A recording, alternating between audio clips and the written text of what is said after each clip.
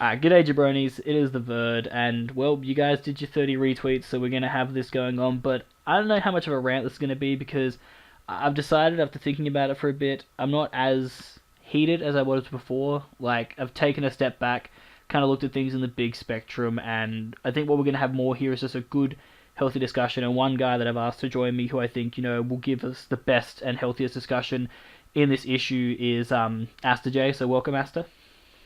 What's up, guys? What's up, jabronis? I'm here to help Bird with this video, and I got heated on on your tweet. Actually, I kind of went crazy, but yeah, Yeah, I think I'm it's here. just it's kind of that situation of how things can change in one day. Because like for those of you who don't know, I'm actually in Christian or Feint Attack's front office. So after the battle against him and Dan, I like immediately heard about all this backlash from him. I guess what we'll do is kind of explain the situation fully for people who maybe are under, like wondering Yeah. what the hell is going on here. So basically, there was a Wi-Fi match that went up today in the WBE, the World Battle Entertainment, I assume, between Christian Feint Attacks and Dan, aka Drive. And it was honestly like for most of the match, it was a very very solid game. However, with about I'd say less than 5 minutes to go, it is pretty clear that Christian was attempting to timer stall. Now, obviously, we're no strangers to timer stall. We've seen it as a GBA analyst. I've seen it happen. I think 4 or 5 times in one season. I don't know if you remember Last that. season, Yeah, yeah, of like four or five course. times, and you get a little bit upset at that. But at the end of the day, like it is a strategy that can be used in the game. It's not the best strategy by any means. It's not the way you want to win a game, but it was in all honesty, Christian's best way. Like he could have probably won if he hadn't done it. It was in his favor to win because he could have light screamed with Electabuzz into Mudsdale, which could have killed the Absol or the Nihilego and given him a potential timeout again. But he still would have had the differential, and it wouldn't have been as bad as it had come out. But I think from the video you saw like the reactions, especially of Dan, who got very frustrated at the fact that Christian was timer stalling. And there was a lot of backlash from this, the debate of is it fair to timer stall in the Wi-Fi format? Because obviously it's harder to do in Showdown because you have a timer, a very shortened timer. You can't really drag games out, and there's no massive real time limit. It can go on for 300 turns, whereas Wi-Fi is that hour kind of limit. So I guess there was a lot of discussion on that part. How do you feel, I guess, Asta, when you saw the game? Were you, I guess, frustrated like a lot of other people were that Christian did decide to use Time Stall? I didn't know a lot of this. That's I only really caught the end of Dan's game. I just wanted to know what had happened and his initial reaction, how emotional that he was. I wanted to see what the whole discussion was about. But the first thing I want to say is I understand Dan's frustration. You have to understand that he's also live comming his match. That comes with being a competitive player, and we know that Dan is very good at what he does. Usually in the leagues that he participates in, he gets great records. And when something like this happens, it can be extremely frustrating, and I've been in that position, and I know what it's like. So, well, not specifically with timer stalling, but with just frustrating situations in general. And I get where he's coming from. Now, a lot of what you said was that the initial backlash came within the Discord server for the WBE. You're in Christian's front office. I know nothing about that. I didn't see what was said Mm. or how the time, but what I did see as I was going through Dan's comments was a couple of people. That's funny. There's 666 comments. A lot of people basically saying that Christian got what he deserved with the hate that was coming toward him. And Dan made it a point. I want to make this very clear that Dan specifically said before the game ended and after it was done, after he was done being salty, to not give Christian hate. So I needed to do as a content creator, and we're going to go further into that after. But he did what he needed to do to stop as much hate as possible going in Christian's way. But he also has almost 300,000 subscribers, and some of those are going to slip through the cracks and get to Christian anyway. Get to whatever opponent that he's facing that he gets salty at, and there's going to be hate coming their way. So it's more so you have to be a little bit more careful, I would say, with a bigger community. It really comes with the size of your audience, but it begs the question: to what point are content creators, YouTube video uploaders responsible for what their audiences do? Hmm. And it's a question that comes up a lot because you have a lot of YouTube drama. It's not just in the Pokemon community; it's everywhere you go on this platform, and people bouncing back and forth and arguing with each other, and death threats, and it's a whole slew of negativity, toxicity, and that's what really needs to be addressed. Is that as a content creator, you have to make it very clear that if you want this content to continue, then you need to be respectful of whoever else is involved.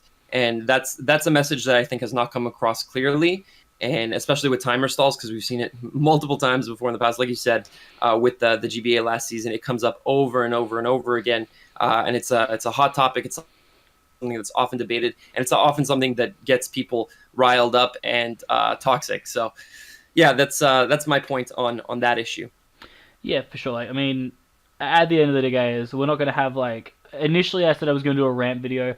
I don't think this really pertains to being a rant. It's more just what needs to be done is we need to just have a really big look at, I would say, the PokeTuber community in general, because there is clearly a lot of toxicity going on, and it's not just down to this timer stall debacle. What it's just really shown is how influential, some people can be at, creating reactions. And like, obviously, Dan, to his credit, has an amazing channel, does amazing content, but obviously it's the same with, even like Jake Paul, and that you can't really control their subscribers. Like, you can try Yeah. and say everything and say like, don't do this, don't do that, but there's always going to be, like you said, those ones that slip through the cracks. I think that's what's happened here, is that a few of them, where they're like, it was coaches in the WBE who then, talk down Christian, or then subscribers of Dan who have not only said shit on Dan's video, but then gone over to Christian's video and said stuff as well. And that's kind of a little bit where I draw the line. Like, it's all well and good if you get upset on Dan's video and you say, like,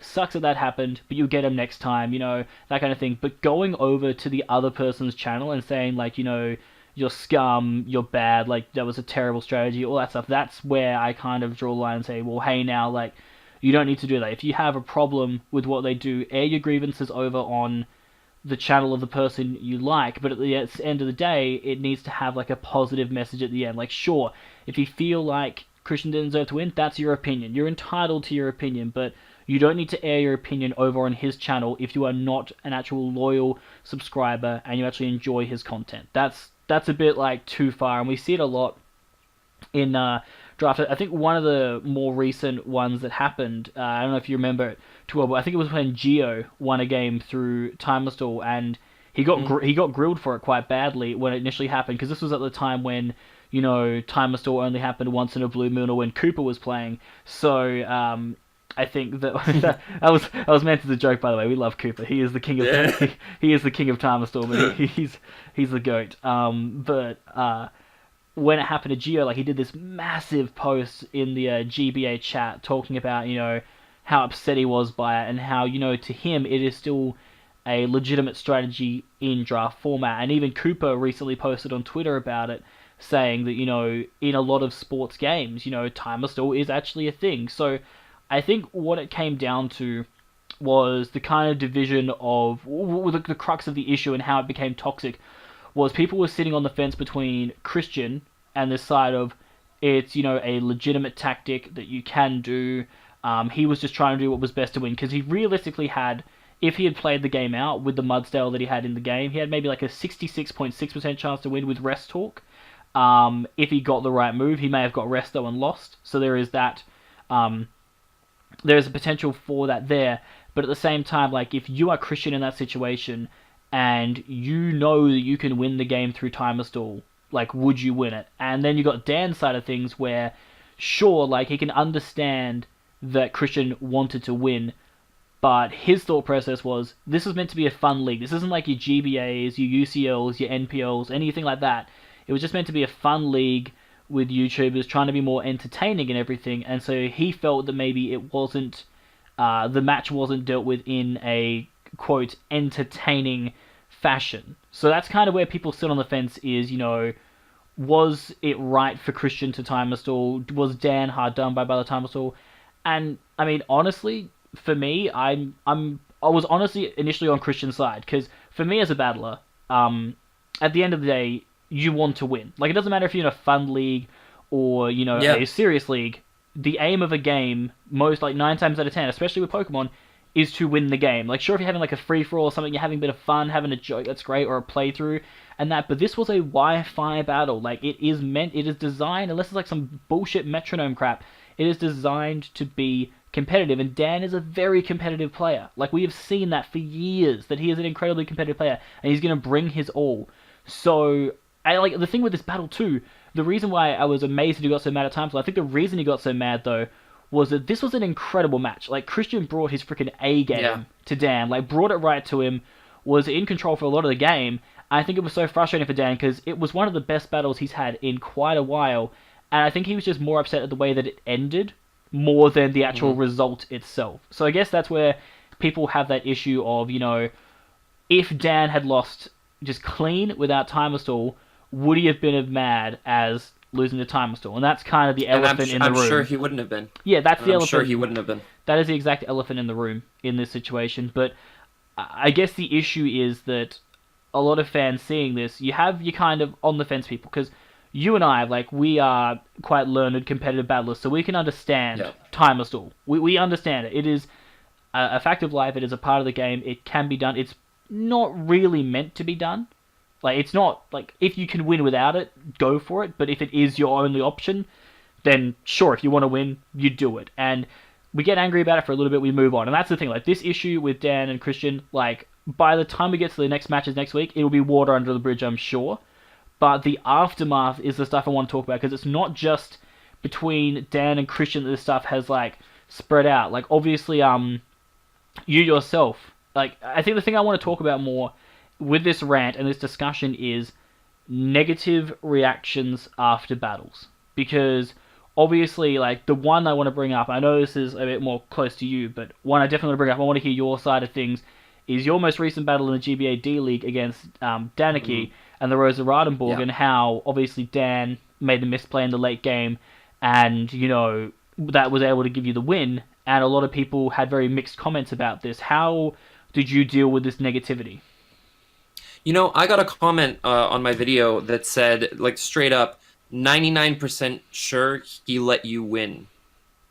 And I was taken aback by that because I was messaging Dan after the game and we spoke about it for days after. And he was so upset that he had choked away the game. And my immediate reaction to that was, "Are you kidding me? Do you really think that that he threw the game?" And I stood back for a second before making my comment, and that's what I think everybody should do. And I replied with something sensible, which was, he made a promo video before the game. He went through all this effort. He's a very competitive player. Do you really think that he would waste the time to make such a good team against me? He brought 3 Scarfers against me. 3. Do you really think that he would take the time to make a promo video for the game, to hype it up the way he did, to spend the time building the team, to have mock battles, just to throw away the game intentionally? And I think the person understood, went to Dan's channel, listened to the video, saw his perspective, came back to mine, and said, "Yeah, you're probably right by what you were saying. It just seemed suspicious at first." And I was, "Yeah, of course, to anybody that would seem suspicious." So I really think it comes down to how you handle it. I again, your audiences, because once you have 300,000 subscribers, good luck replying to everything. But you built up a good enough fan base at that point. Some of your followers are able to get the same points that you want to get across, and in the same way that you would. So I would hope that's the case for Dan, but for A Drive rather. But yeah, no, I did get some. Dan got some negative comments. I got some negative comments. I got a couple of dislikes, which Mm. is really rare on my videos. Not to brag or anything, but it just is. And I was actually a little bit shocked. I was like, "Look, guys, it's stuff that happens. Chokes happen. Timer stall, and it's the rule sets that we choose to play with, right?" So Yeah. that's another point that I want to make, is that when it comes to Wi-Fi draft leagues, one, you're never gonna have a fun Wi-Fi draft league, because the second you decide to have a draft league, you are automatically investing time and effort, and it becomes competitive by nature. This happens everywhere you go. It was competitive for the UCL for quite a few players. A lot of other people really just didn't care. And then you have a 50-50 split, and it's no longer people having fun. It's half of them having fun because they're winning, and the other half just kind of going along. And that's not healthy for a league, I think. And in other cases, you have just leagues like the NPL and the GBA that are just always competitive. And yeah, so you're always going to have that essentially, and that's what makes it difficult. Is that you're going to get emotional, and the rule sets. You decide what your rule sets are, and if you're having a Wi-Fi draft league, you know that there is a 1 hour timer. You make a decision. You either decide to abide by said 1 hour timer, put rules in place. You can say, for example, players should be making his moves optimally and within a reasonable amount of time regarding each play. And this is something that can go to a jury in the league, or you can decide that you want to theory mon out the rest of the match and see what would happen. And that becomes extremely difficult because, as you said, Christian could get up a light screen. He had 33% chance to hit specific rolls on his sleep talks with the Mudsdale. So it's that in itself becomes a whole nother issue, and people are always going to disagree on that. And at the end of the day, the timer is indisputable. If it comes down to the timer and it says one person wins, that person's the winner. And it's just the easiest way to do things. And that's most Wi-Fi leagues have adopted that train of thought where if it goes down to the timer, the person that wins. So if you're going to have that rule in place, you can't be upset if somebody decides to use the rule. You said it earlier. This exists in sports. You have football, for example, European football, of course, for any of the Americans watching. I'm talking about European football where it goes into overtime, and then it's not a golden goal. It's you go for the full 30 minutes. If you score a goal and you're suddenly up after you were drawing and you decide to park the bus and not go on the offensive and make sure that your opponents can't score and stall out the rest of the game, that's a viable tactic. In American football, you have the quarterback that can get down on his knee and burn 30 seconds off the clock immediately just by doing so. Waste a down, I believe, and just 30 seconds gets shed off the clock. So if there's 30 seconds left, you ought to win. Yeah. There's draft leagues are based on sports. I think we can all agree on that. The intention of draft leagues were to emulate sports, and we have similar rule sets as a result. And if it comes down to the timer, that somebody wants to win, you have to respect that. And I think everybody has to respect that. And I know it's frustrating. It's frustrating for everybody, but you can't start threatening people's lives. That's the point I want to make, is that you cannot get so angry that it comes down to literally hurting people.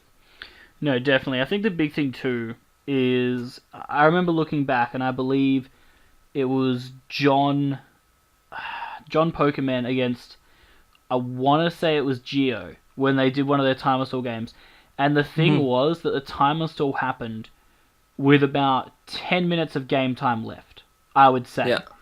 Now, the difference between, I guess, that and the game between Dan and Christian, and what was really important about that game was that Christian did a live comm, and you could hear him, if you actually watch the video back, you can hear him thinking through his plays, and he's not wasting it down to the last possible second. That is what a true timer stall player would do. They waste it down to the last possible second.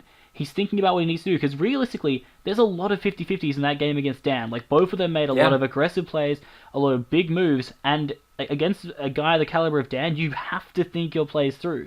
So, I understand if some guy is, like, waffling on for a minute and a half about some bullshit that means nothing to the battle, and it's clearly just winding down the timer, but Christian is legitimately trying to think about his best play. So I can get that people are like, oh, well, timer stall, still a scummy tactic, but it's not as if he was sitting there twiddling his thumbs for 10 minutes being like, oh, well, I'm just going to timer stall, that's how I'm rolling. Like, it didn't really seem like a timer stall until he went maybe hard Kieran on the Nihilego that was in against Suicune. Like when he started to switch them around and doing that kind of stuff. But even then, like it made sense to go into Kieran. Like Kieran was doing nothing at the end of that game. He had a Mega Absol and a Nihilego left, both of which outsped the Kieran. There was no point keeping it alive. And I just think that people are getting this timer stall and this tactic mixed up with what it's intentionally used for. Because it wasn't until I reckon Christian switched out from Electabuzz into Suicune, and then from Suicune into Mudsdale, those last two turns realistically of the game, it wasn't until then that he really started to do it. So it wasn't as if he'd gone through the whole game and his end plan was, let's win through timer stall. It was a situation where, like, I was just going to finish by saying, Go ahead. It's literally a situation where he's sitting there with about 3 minutes left on the clock, and he's saying to himself, in these 3 minutes, what would I rather have? A 66.6% chance of winning, or a guaranteed win? And as a competitor, why would you not go for the guaranteed win? Like, I understand he's getting backlash for this, but from a competitive point of view, he made 100% the correct play. And obviously, some people don't see it that way, and that's fine, because like I said, everybody in this community is completely and utterly entitled to their own opinion. But just because you have that opinion does not give you the right to just wave your opinion around like a flaccid penis and just tell everybody like, oh, I think this and I think that and my way is the highway. Like, obviously it seems hypocritical that I'm telling you this because, like, I have no power. I'm not the person who can doctrine what you say and what you don't, but I'm trying to be a voice of reason here. I don't have any ill will towards Dan or towards Christian. I have ill will towards the way that players are being treated for trying to play a game. Like, that's the bit that pisses me off the most. It's a fucking children's video game. Why are people getting so mad over this? Yeah, no, for sure. And you know what? At the end of the day, I'm sure Christian was upset about the way the game ended too, because take their opponent to timer stall, or very rarely, because they know the kind of backlash they're going to get from not only their opponent but also everybody else watching. And two, you said it yourself, their game was a good game up until that point. So I'm sure that wasn't his intention. And I know I've watched Christian's games, especially in the UCL, and I know that he takes time on his plays. Even plays that might seem obvious to other people, he still takes a lot of time to think through his plays and make them correctly. And more as time goes on, he's getting better and better. And I saw it with this match, the way that it ended, the fact that he beat Dan as well. I think this is the second time didn't he 6-0 sweep him? Yeah, with a Meloetta. Yeah, he did. Meloetta, yeah, after the missed Mega Horn. And I think I think he got some flack for that too. Yeah, at the time. It's so just it's a recurring theme, it seems. But yeah, I'm pretty sure he was upset about it too. So you have to see both sides of the story here, and you can't just immediately assume that player A is in the right and player B is automatically in the wrong. You have to see both sides. You have to know both people, and that's a big thing about YouTube in general, is that people feel, because they are a part of the audience, they feel entitled to make assumptions on who they're watching, and they're automatically right. I know them, and even though they don't know them personally, automatically they're the ones in the correct position. So, and I don't like that. I don't like when people do that. I try to avoid it myself. I think it's a maturity thing. It comes with time. Some people, regardless of age or maturity, will do it anyway. But yeah, I think you do have to see both sides here and realize that timer stall is frustrating for everybody. When you're put in the position that you are getting timer stalled, and when you realize that you are in a position where your only way to win is to timer stall. So that's my point there.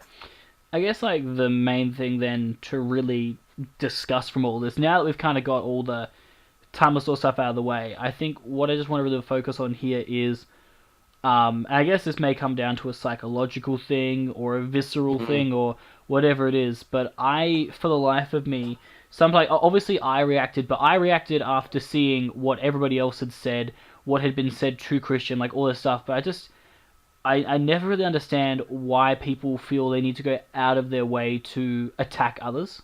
Like, if they've done something wrong, then I understand it, 100%.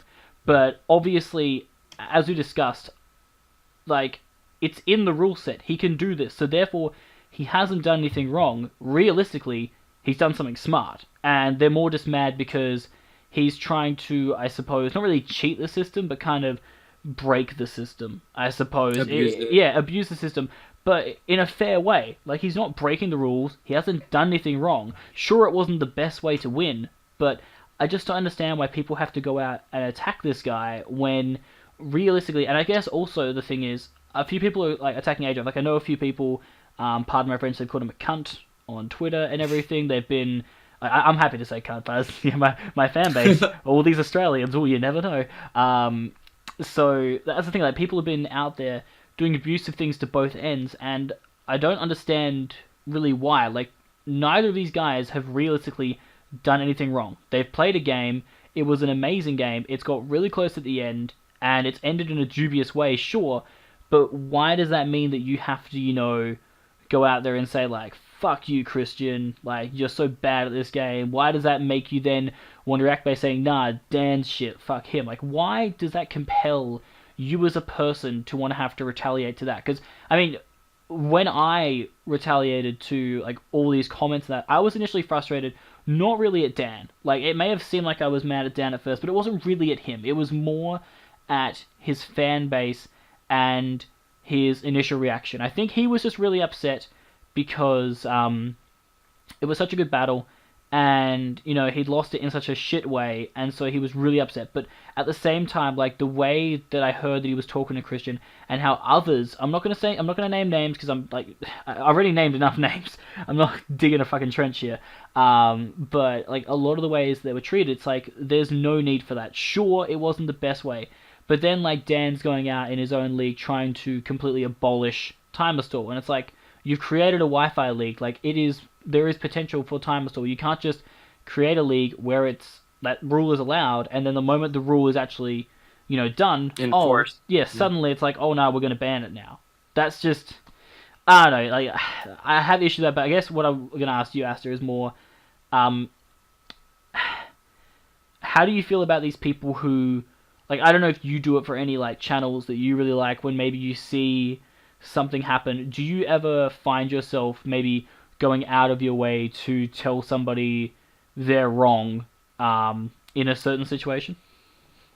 No, because everybody has their opinion, and at the end of the day, your opinion's not gonna flux too heavily based on what somebody else tells you, especially somebody through a screen. So I feel like I'm wasting my time if I'm replying to comments that I don't necessarily agree with. I kind of just skim over them, and I think that's what everybody should do. Like, you're fueling the fire for absolutely no reason. At the like Verd said earlier, in about a week, it's not going to matter anymore. So you shouldn't waste your time at all, realistically. And I myself do comment when I feel negatively about something that occurs in a video, but I don't attack anybody. And two, I try to keep it sensible to the point where I feel like nobody else has to react to my comment.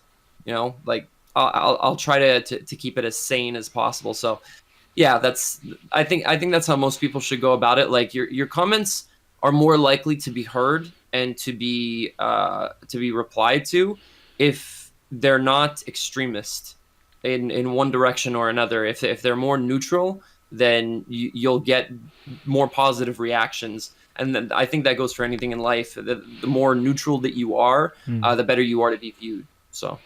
Yeah, I think there's a lot more respect for people that are like that. If you are a kind of person who will just be extreme in one way or the other, you're going to get respect from one side but lose the respect to the other side completely. Whereas if you're on the fence and you can understand both sides and not necessarily agree with both sides, but just respect their decision making, then that's the kind of person you need to be. Like, you might not like, Dan or Christian for whatever reasons they might be. They might be petty, they might be actually true, but you have to respect them both as players and content creators especially. Just in that sense, it's a hard gig sometimes doing this content creation, because there are times when, like, we do battles and you sit there and you're like, do I really have to upload this? Like, when I had my game against Joel, where I literally, like, where it was just a frustrating game because I felt like it could have been a lot better if I'd hit the fire spin. Don't know if I would have won, but it would have been better if I'd hit it. and it just felt like you were sitting like, oh, I really don't want to do this, but at the same time, it's important to put those videos up because I think even when you lose a game, it's important to explain it and talk about it because it shows to your viewers that like you have that humility and you're not afraid to say like, yeah, you know what, we lost, like it happened, Yeah. and it can be emotional, it can be frustrating, that does happen, but I think at the same time it just comes down to your character, and if you can say, you know what, like bad things did happen to us here, but that doesn't mean that bad things are going to happen again. You have to be optimistic about it. And I think in that situation, because the emotions and tensions were high because it's been such a good game, Dan, who is normally like the coolest and calmest customer, he Hmm. just he just lost it a bit. And I think realistically, if you actually, as Aster's been saying, and it's the biggest thing to take away from this, when something happens, take a step back. Take a step back, see this shit in the big picture. If you think about it in the big picture, guys, Dan wouldn't have reacted as crazily to the situation if it had been an incredibly one-sided game, I don't think. The fact that the game was so close and so intense for the entirety of the game shows that like it was such a emotionally and physically draining performance from both of these guys, and I think that's really what set Dan over the edge. So it's a testament to both of these guys as players. They realistically pushed each other to the limit, and then Dan just got frustrated because it wasn't the way that he wanted the game to end, and that's fair enough. And I think, like you were saying, it's down to that respect thing. You have to respect that both of these guys busted their ass in this game. Like gameplay wise, set wise, everything was fantastic for both of them, and they shouldn't be Hmm. judged on the reactions of others when, or like the reactions of them in the heat of a battle. Like Christian admitted, like it wasn't the best way for him to do it, but he had to do it, and that's fine. Like if that's his vindication, then cool. You back that. Like you say, all right, fair enough, man. That's how you feel. I'm gonna leave my opinion to myself because it's not gonna change the world if I try and speak up about like something that doesn't matter. Like realistically, if we're gonna be completely honest with each other here, the Hmm. game between Dan and Christian does not matter in the grand scheme of the world. Like there are so many worse things, like Las Vegas right now. There are so many worse things going on than two guys playing a children's video game where there was time assault that happened. Like if you're taking time out of your day to complain about this, then can you see where the problem is? You know what I'm saying? Like I just feel that the problem with our community is there are too many voices trying to be heard, so they're taking extreme measures to be heard. And like we've seen that with Yeah. Vilicify and others in the past, where they just do these things to try and branch themselves out, and they try and create all this drama that doesn't need to be there because they've seen people like Rice Scum and Jake Paul do it. And oh, if it's successful for them, it must be successful for everyone because that's apparently the magic formula. And the big issue I think with big channels, and this is not Dan's fault. Like he is a fantastic content creator, but the problem with big channels is you have a lot of sheep, and it's in the sense that when one person has an idea, a lot of other people will just flock to it, and they'll just be like, "Oh Hmm. yeah, if they're saying it, it must be true. Let's back them on this," and then it all just kind of avalanches from there. So I don't think it was really from Dan. It was more just people in his community trying to, I guess, following this idea that wasn't necessarily from Dan, but just it was the wrong negative mindset to have after this game. And it's what's making our draft formats so toxic is these people that have these opinions that realistically don't affect anybody, don't affect how the game's going to go, because it's not like they can turn back time and change the game, guys. Like it's set in the stone, it's done. It just Hmm. it really frustrates me because I get that you're mad that your favorite YouTuber lost, but that doesn't mean you have to put down the other YouTuber for just trying to do their best. Like, I guess that's what I'm trying to get at. But um, I guess moving on from this, what do you think is the main thing that the fans of both of these guys and maybe people just watching this video, what is the main thing that they can learn from this experience? Well, you know what? What's really cool is that while going through Dan's comments, I did see a lot of people, and some people that I even know that are sub to me, and other people that I watch. I've noticed that a lot of people are trying to keep the comment section positive, and I think that's all you can really do, because at the end of the day, there are always new influxes of people coming into the YouTube community, into the Pokemon community, to give it a little bit more of a specific spectrum. But at the end of the day, there's always going to be this. I think it's unavoidable. It would take a huge mindset shift, like all over the platform, for this to cease altogether. So I think the best that you could do is try to keep it positive in the comment section. If you're a veteran viewer of YouTube videos of specific content creators, try to keep the comment section as nice looking as possible. Just I see comments on here like "sucks that you lost, but don't worry, there are other games. It'll be better from here on out." And honestly, that's all you can really do, and that's what people do for me. Really, like whenever I have a big loss, I get spammed some memes sometimes, but most of the time it's really people just being encouraging that. Obviously that miss sucked, but don't worry, you're doing well this season. Keep going, and that's what you have to do. You just got to be positive and try to remain positive as much as possible. Yeah, I think that's the big thing from this, guys. And I guess the other big thing is you're not going to get respect from anybody if all you're doing is blindly defending them.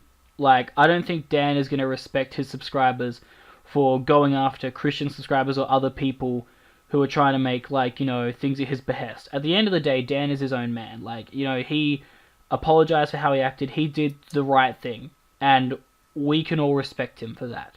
There's no need to go out of your way to try and, defend him in some situations where it's not really required. So I guess that's the big thing, is that wholeheartedly support your favorite YouTubers. If that's, myself and Asta, then, well, cool. Awesome, yeah. Awesome, yeah. We will take that. But if it's others, then by all means support them. But you have to draw the line between what is support and what is, I guess just blind loyalty. Like, it shouldn't be a situation where if something bad happens to your favorite YouTuber, you feel like you have to, do something because of it. Because bad things happen to everybody all the time, and the thing the person wants is not somebody, trying to solve the issue for them, and that it's up to them as the person. Like, it doesn't help them any if you're trying to fight their battles for them when there's no real battle to face. Like, the game's over, it's been done, and Dan, I know for sure, would have moved on from this. And Christian, like, I've chatted him, he's moved on from this. The people that are creating the issue now are all the fans. And that's the problem in this community. And it happens with the players too. Like, I've had games where, like, the most recent one I guess I can put to note is I had a meme game against Gypsy in week 10. And I brought some pretty spicy cash. I brought, like, Carmine Cartana. And he brought Leech Seed on his Celesteela. And people, like, ripped him for this. Because they're like, why would you run Leech Seed on a meme team? Why would you run Knockoff plus U-Turn Landorus on a meme team? And they were ripping into it. And I literally responded to them by, guys, it was a meme game.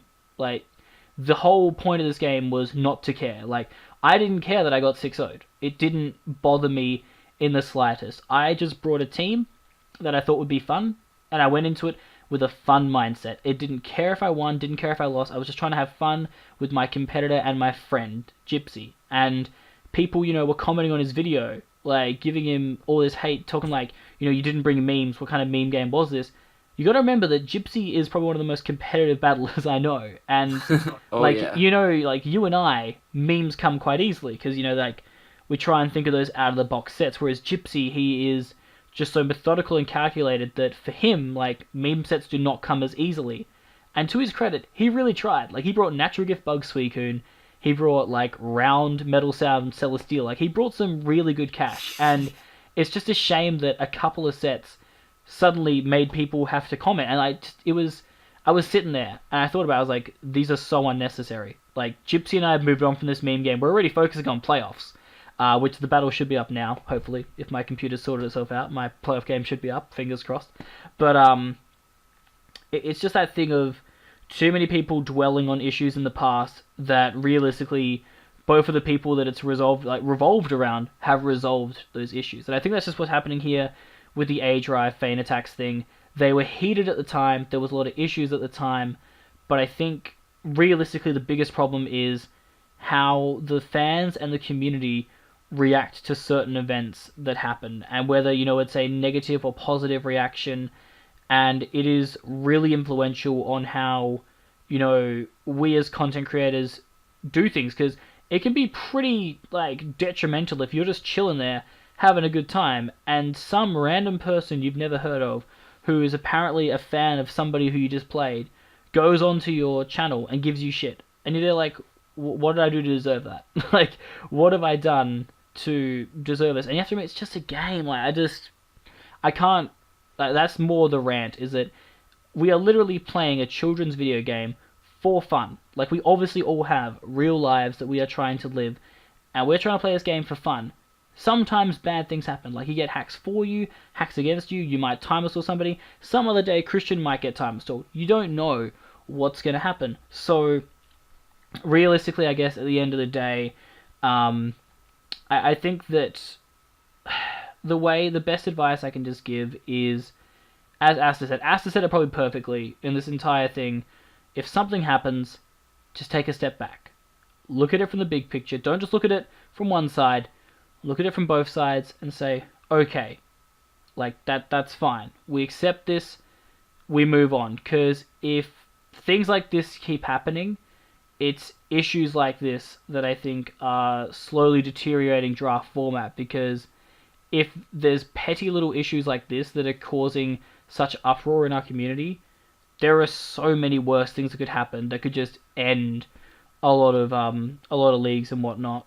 But I mean, is there anything else you want to say before we close out, Aster? Anything maybe you want to voice? Anything you want to get off your chest? Yeah, I just want to say, as content creators ourselves and being avid YouTube viewers, I just want to say that some of the most prosperous communities that I've seen on YouTube, and some of the content creators that literally read through all their comments despite the number of subscribers that they have, are ones where their community in general and the people that are leaving comments are leaving sensible and positive comments. So if you want to support somebody as a creator and you want to stress them out as little as possible and give them a good time doing what they're doing, then just try to be sensible with what you're saying to them and what you're doing around their demographic and their community as well, who they associate themselves with.